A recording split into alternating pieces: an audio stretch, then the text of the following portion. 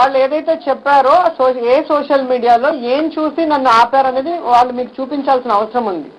అలాంటిది ఏమీ లేదు కాబట్టి కుంటి సాకుగా అలా నోటి మాట అలా గాల్లో వదిలారు. కానీ ఇలా ప్రూఫ్ చూపిమనండి, ఏ సోషల్ మీడియాలో ఏం చూసారు, ఎందుకు ఆపారు, వాళ్ళకి ఏం తెలిసిందని. కాబట్టి అనుకున్నాం, చూసాం, ఎక్కడో విన్నామని చెప్పి అరెస్ట్ చేయడం స్టార్ట్ చేస్తే మొత్తం వాళ్ళకి వ్యతిరేకంగా ఉన్న ప్రతి ఒక్కరిని కూడా ఆంధ్రప్రదేశ్ లో అరెస్ట్ చేసుకుంటూనే పోవచ్చు.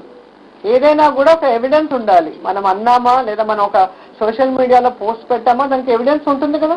ఆ ఎవిడెన్స్ అనేది రూపుమాపడానికి ఉండదు కదా.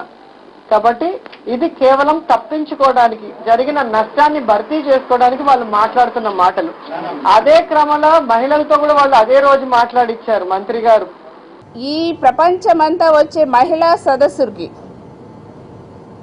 ముందుగానే మేము అలజడి సృష్టిస్తాం, మేము అడ్డుకుంటాం, మేము అది చేస్తాం ఇది చేస్తాం అనేసి ముందుగానే బహిరంగ ప్రకటనలు చేశారు.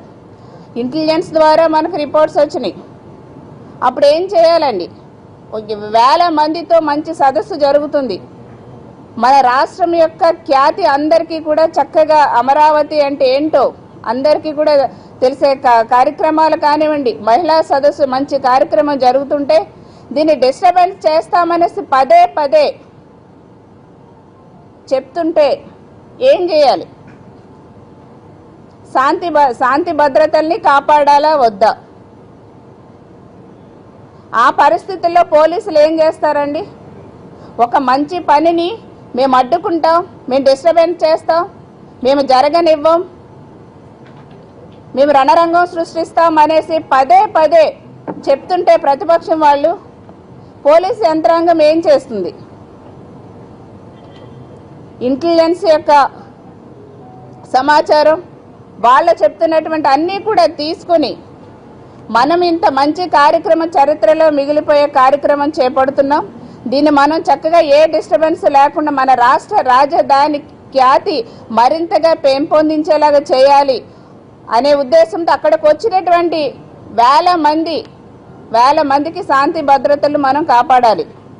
ఇవన్నీ కూడా దృష్టిలో పెట్టుకుని ఆ రోజున రోజా గారిని చక్కగా తీసుకెళ్లి ఆమె ఉండే ఇంటి దగ్గర దించడం జరిగింది.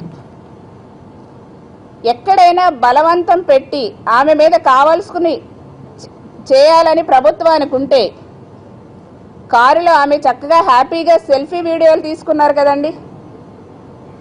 సెల్ఫీ వీడియోలు తీసుకుని ఆమె నిజంగానే నటి, చక్కగా మంచి నటి సినిమాల్లో, ఆ విధంగానే సెల్ఫీ వీడియోల్లో చక్కగా తీసుకుని ఆమె మాట్లాడుకున్నారు కదా, మాట్లాడుకుని పంపించుకున్నారు కదా. మరి మేము ఎక్కడా కూడా బలవంతం పెట్టలేదు కదా, ఆమె సెల్ ఫోన్లో లాక్కోలేదు, ఆ వీడియోలను ఎక్కడ డిలీట్ చేయలేదు, ఆమెకు ఎంత స్వేచ్ఛనిచ్చాం.